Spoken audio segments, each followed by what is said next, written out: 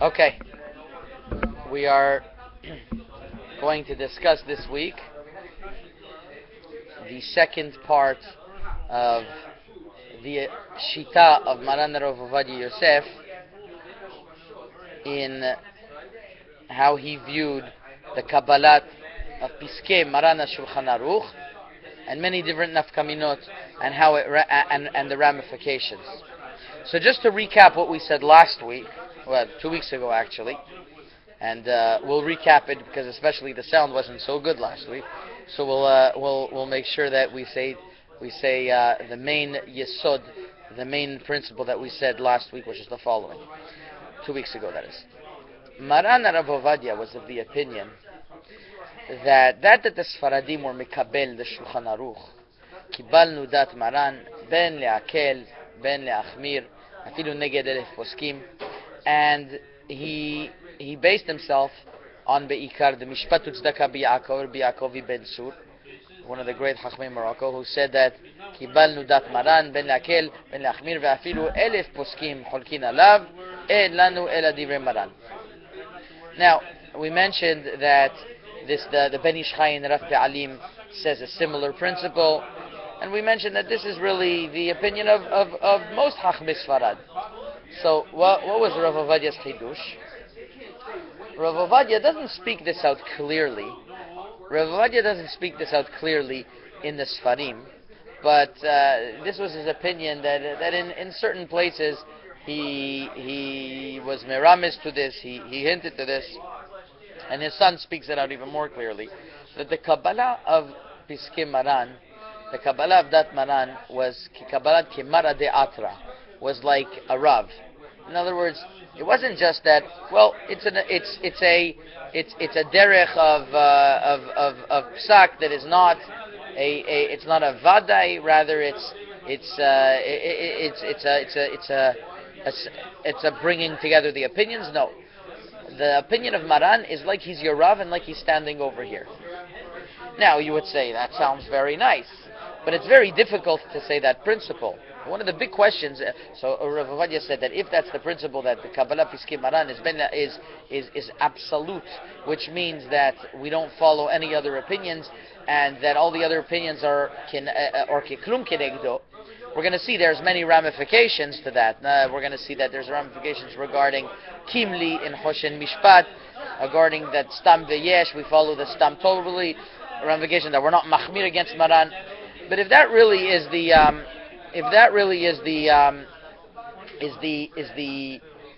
opinion of Ovadia, that we accepted Maran Kemara de Atra, and he would always bring the Sherot Uchivot Mari Paraji.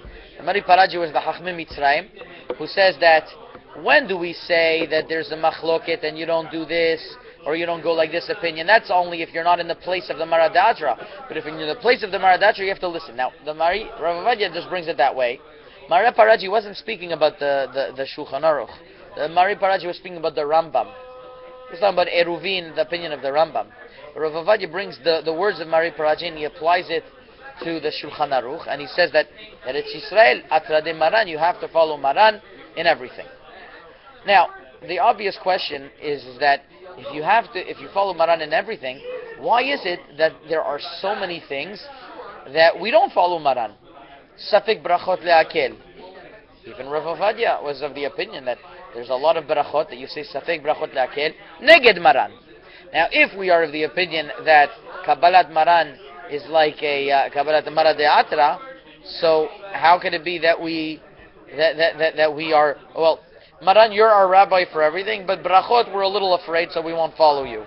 Or many times when the Arizal said something in Hilchot Tefillah, we go with the Arizal. We say the Kedusha out loud, even though Maran says not to. A lot of different examples. Irva, we are Choshesh B'davar Sheve Irva. So there are many different areas. Birchot HaShachar, there are many different areas where Machmir. Now, according to Rav Ovadia's opinion that Mara de Atra, how does that go? How does that jive? So, I saw that Rabbi Yitzchak Yosef in his Sefer En Yitzchak, actually in Chelek Gimel, I saw he brings up this question, and the answer is a very surprising answer. He says that we only accepted Maran in certain areas, but in brachot we didn't accept Maran, or in places where we're machmir against him we didn't accept it. Now, how exactly does that work? That in certain areas you could accept half a rav and another in another place, like you could say, like, I like you very much for 80% of the time, but 20% of the time not. It's a very difficult answer. I don't understand how that answer works. Around 10 years ago, I actually wrote a letter to Rav Ovadia, and I gave it to his chavruta, Rav Yisrael Yonah Shlita, to read to Rav Ovadia. And I was asked about a couple of questions of Kabbalat Dat Maran. He read the letter, but I never got an answer. So now that he's niftar, I don't know if he's ever wrote on it or what he would answer. I don't know what his answer would be on that. That's a question that is still not resolved by me. According to Rav Ovadia's Mehalech in Dat Maran is Kabbalat Maran De'atra. Why are there so many sfikot against Maran that he himself will not follow? Okay. Now, because of this strong Mehalech of Kabbalat Piskei Maran, Rav Ovadia had different ramifications. Number one, there are a lot of Hachamim that say that we don't say Kimli against Maran. What does Kimli mean? If I have a judgment case against a case in Betin, against somebody else, okay? The way it works in Betin is that I'm going to court over here with Ariel, and I owe him. He says I owe him $1,000. I say I don't owe him $1,000. I have the money by me. I'm considered a muhzak. That means I have a premise that the money's by me. He wants to be mutzi mamon. He wants to take out money from me. The halacha is like this: that even though my majority of the opinions in that case, in that halacha, whatever it is in our dispute, side like him, I could always say, very nice, aval kimli, but I want to follow the minority of the opinions, and you can't take money, you can't extract money from me, because kimli kedat ha-poskim, I want to go with the minority of opinions. I have the right to do that. The Chachmei Sfarad said the following rule: we don't say kimli against the Shulchan Aruch. Which means that if Maran Shulchan Aruch was posek something, was posek, let's say, in the favor of Ariel, that I really owe him $1,000.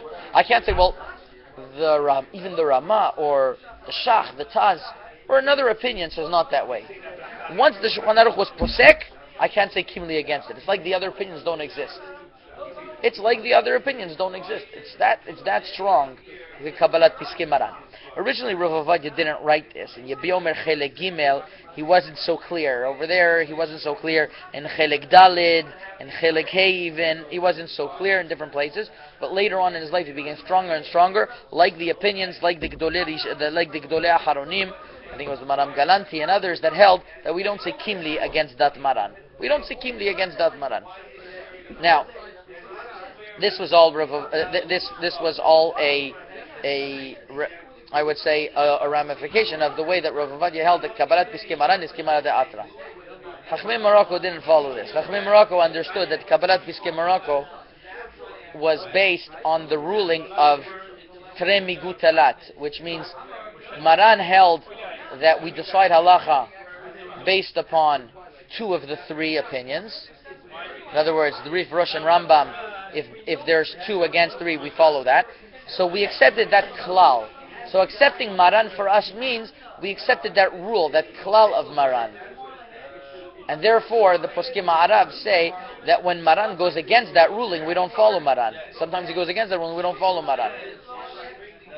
And that's one of the ramifications. Another big nafkamina between Rav Ovadia and Chachmei Maran was that Rav Ovadia said Maran is the Maran De'atra. Now Rav Ovadia says in a couple of places that we didn't only accept Maran in what was written in the Shulchan Aruch and in the Bet Yosef, we also accepted in the opinion of Maran in what's written in the Tshuvot of Maran, Avkat Rochel, also Tshuvot Bet Yosef, or what he wrote in the Bedek Habayit. In his other Sfarim, we accept also Da'at Maran. Chachmei Morocco say not that way. They say we only accept in Maran in Shulchan Aruch and Bet Yosef. But they say it wasn't a Kabbalah of Marade Atra. If it's Marade Atra, why is it some places were Machmir against him? Rather, it was the Kabbalah of the Klal. Okay, but Rav Ovadia held that we follow even what he said in his Teshuvot. Again, that's Rav Ovadia's way of looking at Marade Atra. Another interesting area where Rav Ovadia really, I would say, was different than a lot of the Poskei Sfarad was in Hilchot Nida. In Hilchot Nida, Rav Ovadia seems to follow Maran Shulchan Aruch much more than in other areas. He follows Maran Shulchan Aruch much more in other areas. Let me give you a couple of examples. Rav Ovadia has a teshuvah at the beginning of the Sefer Taharat HaBayit, masterpiece on Hilchot Nida, and he writes over there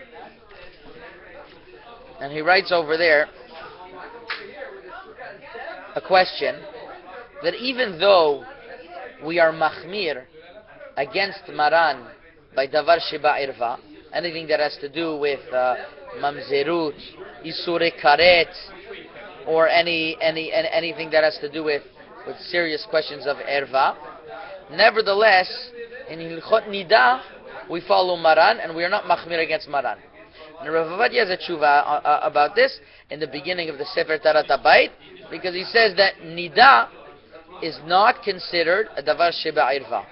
And his proof is from Tosfot in Masechet Nida Daf Bet Amud Bet, that Tosfot says clearly over there that I would have thought, why do I have to have the pasuk that says that you believe a Nida when she says V'safra la, you believe her? Hare edechad ne'eman b'yisurin. So Rav Ovadia said, so the Tosfot says, I would have thought that you don't believe her because I would have thought Nida is a davar sheba erva, kamash malan. So Rav Ovadia says, kamash malan what? That a Nida is not a davar sheba erva. What about the case of Betulim?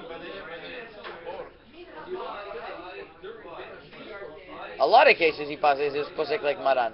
No, one case Is more machmir. Yeah. he holds He holds butar. Yeah, he went against Maran there. Reb Ben Zion was machmir in that. Okay, so we Rav Ovadia says we see from the Rishonim that a nida is not a davar sheba irva. Whether it's a strong proof or not, he brings a proof that the Chida says in the case of ketem within the 3 days, a ketem betoch gimel yamim, the Rama says to be machmir. You can't be tole. You can't say that this ketem came from a makkah, came from a wound. Rather, you have to say that this ketem is forbidden. So the Shulchan Aruch doesn't make a differentiation between the first 3 days and the other days of the Shiva Nikim, and the Chida says Enan Divir Maran. So he says, you see, we don't follow the Ramah. Now, in other places, the Chida was machmir like the Ramah. In other places, we are lenient machmir like the Ramah. It seems to be that Rav Ovadia held that in Nida you could go according to Maran. Therefore, that was his famous opinion that a woman only has to hold 4 days before counting her Shiva Nikim, whereas the rest of the Sfaradim, like Rabbi Ben Shaul and others, said you 5 days. Not only that, Rabbi Ben Shaul said it's such a minhag that the whole world was mikabel. According to the Maharshal, a minhag that the whole world was mikabel. There's no hatarat nedarim. Rav Ovadia said the opposite. He says a lady who did 5 days, she could start doing 4 days, and she doesn't have to do nedarim because, like Maran, it's minhag b'taut if you don't do like Maran. So it's at the opposite end of the spectrum. So the opposite end of the spectrum, what they hold. According to Rav Ovadia, 4 days, because he was of the opinion that we could be lenient. We could be lenient like the opinion of we could be lenient like the opinion of Maran. Correct? Now, once again, it's not so clear if this is a ra'aya, because it could be that in certain areas we'll follow the Ramah, in certain areas Maran is the ikar. In other words, even though we're generally machmir on a davar sheba irva, and maybe nida is also a davar sheba irva, or we're just machmir more because there's an isur karet over here. But in certain areas we'll follow like dat Maran because that's the mistavra. Seems to be from the Poskei Ma'arav that happened a lot of times. They were machmir like the Shulchan Aruch totally. They were machriya like the Shulchan Aruch totally. They were machriya. They decided the halacha like the Shulchan Aruch totally. Okay, so that's another area where Rav Ovadia was very prominent in Hilchot Nida. Now I was looking recently at the Sefer in a Sidur that came out, Sidur Teilat Yitzchak, which is how do I say it lightly, blatantly going against the Shita of Rav Ovadia. And he brings different proofs that even though even though Maran was posek in certain areas, you're allowed to be machmir. You're allowed to be machmir. And he brings the chida in many cases that the chida says that even though Maran says like this, we could be machmir against Maran. He says that doesn't go against the klal that we accepted Maran. We accepted against Maran, but a person could be machmir on himself. Rav Ovadia was very opposed to this. Rav Ovadia was of the opinion that you cannot say to a public to be machmir against Maran. This was one of his big shitot. And this sefer brings from the chida in a couple of places, and not only in places where he's talking about for the private individual, but it seems to be like a general rule that the chida is telling telling you. I'll bring you one example that he brings, that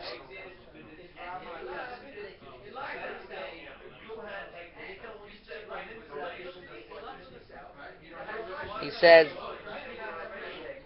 "Be'emet minhagenu be'eretz Yisrael ad hayom hazeh to be machmir."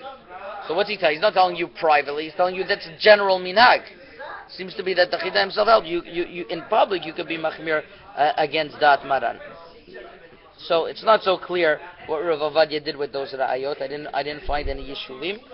So that was another area where Rav Ovadia was very strong on, that a person is not allowed to be machmir against dat Maran. One interesting thing that I said this on Shabbat is that although we see that Rav Ovadia held so strong like dat Maran, and that you cannot be lenient again, you cannot say other opinions like Maran, up to the point that you can't say kimli, you can't say I'm going to go like the minority of opinions. Nevertheless, there was one very famous psak that is very relevant to kashrut, where Rav Ovadia considered the opinions that argued on Maran in a huge way, which is the famous psak that he said regarding bishulei akum. We all know that one of the big challenges of the Sfaradim, especially in Chutz La'aretz, is to eat in different restaurants and in different weddings, that the caterer and the chef in the restaurants are usually non-Jews, and the kashrut agencies are run by Ashkenazim, and they say it's not a problem, they just turn on the fire and that it'll be okay. Now, it is well known that the opinion of Maran is that turning on the fire doesn't resolve the problem of bishul akum. One has to actually participate actively in the cooking in order for it not to be considered bishul akum. That's what Maran says. And therefore, it's known that Rabbi Shalom Misas wouldn't eat out because of that, even though he was lenient on regarding basar halak, but he wouldn't eat in restaurants because of this reason, or in weddings because of bishul akum. Okay, this is a big issue. Rav Ovadia is a tshuva and yechaveda to be lenient. What's the logic? Maran says explicitly, black on white, it's asur. What's the logic? So Rav Ovadia has a very interesting approach over here. He says like this. There's an opinion of the Rama that says that if the fire was turned on, and in the restaurants, not only have the fire turned on, they have a pilot light where they use from that pilot light, the goyim use that pilot light that was turned on originally by a Jew. It's a leniency on top of a leniency, and they say it's okay. So he says there's opinion of the Rama that it's okay. Okay, you're right, the Shulchan Aruch forbids it, but the Rama permits it. Okay, so what does that help me? Shulchan Aruch says it's asur. But there's another opinion of the Shulchan Aruch, there's another opinion, which is the opinion that the Shach brings down in the name of the Ramban, that if it's in the house of a Jew-owned house, and you have somebody working there, he's a worker, so there's no bishul akum, because you're not going to marry his daughter. He's working under you. It's not going to, you're going to his house to meet his daughter. And that's the whole gzera of bishul akum. So Rav Ovadia says like this: we have a safek sefeka against Maran. One safek is that maybe the Rama is correct. So even though the Shulchan Aruch didn't hold of that, but there's another place of the Ramban, and even though the Shulchan Aruch didn't hold of that either, the Shulchan Aruch explicitly doesn't pass like the Ramban, you could put 2 plus 2, 1 plus 1 equals 2. Yeah, 1 against Maran and 2 against Maran equals going against Maran. Rabbi Shalom Misas in many teshuvot argued very, very strongly against it. He says, how could you say, if we were posek like Maran, Kimara de Atra, how could you come and say that you didn't even mention Mara de in both of those cases, we said the other opinion is wrong. And I add on to Rabbi Shalom's question, especially you, Rav Ovadia, who understood that you can't say Kimli against Maran. The other opinions are like they're not there. It's like they're non-existent. So how could you mitzaref them? How could you combine them to do bishul akum? And this is not a simple psak, because this is a psak that many big cities, I know in Los Angeles, for example, they rely on this psak. All the Sfaradim rely on this psak to eat in restaurants because of this psak of Rav Ovadia. even though it's questionable how much Rav Ovadia wanted this psak to be done lechatechila, or only in a case of b'di'avad. But this is a psak that was that is used, and I would say one thing is that those who have a voice to be able to put pressure on the kashrut agencies to accommodate the machmir opinion. I'm sure Rav Ovadia would be very happy with that. You don't have to rely on this leniency that goes against Maran, and that would for sure be a very big thing. And at least that the kashrut agencies should be aware that. And there's some simple etzot, like the Avnei Nezer says, that according to Maran, if you put food on the fire and then you turn on the fire, then it's okay, because if you put food on the grill and it wasn't on, it's just like you put it in a cupboard and then you turn on the fire. According to Maran, that's okay. According to Maran, it's just not okay if the fire was already put on and then a non-Jew put on the food on the fire. But if the fire was already wasn't on and the food was put on and then the Jew turned on the fire, then it's not a problem. Bishulaku. So for frying, the Jew would have to participate in every frying. That's not so easy. But for cooking, I was just at an event last week, and the caterer said, "What? You want Bishul Yisrael? No problem." He went into the kitchen. He made within an hour, he made the whole wedding Bishul Yisrael, just because we asked. Now, if nobody would have ever brought up the issue to him, he wouldn't have known about it. He wouldn't have accommodated it. But since more and more people are bringing it up, and more people want to be machmir about it, the kashrut agencies are going to accommodate more and more. And I think that Rav Ovadia would be very happy with this, even though he had a leniency. He didn't want people to rely on that leniency. Baruch, his words should be le'ilu nishmato, and Bezrat Hashem will continue learning about his Torah, and will continue learning his unbelievable psakim, and all of the contributions that he made to the world. I just want to add one story. I just want to finish off with this beautiful story that I heard, that Rav Ovadia, one of his psakim that he held very strong, is that if somebody during Aseret Yemei Teshuvah by mistake said Melech Ohev Tzedakah u'Mishpat and didn't say Melech HaMishpat, the opinion of his Maran, he has to go back Shmona Esrei. The Rama says you could be lenient.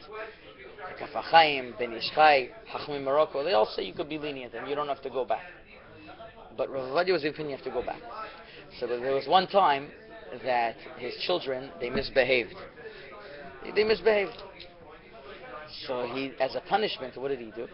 He made them take a marker and go into, I guess it was a place that he owned, his shul.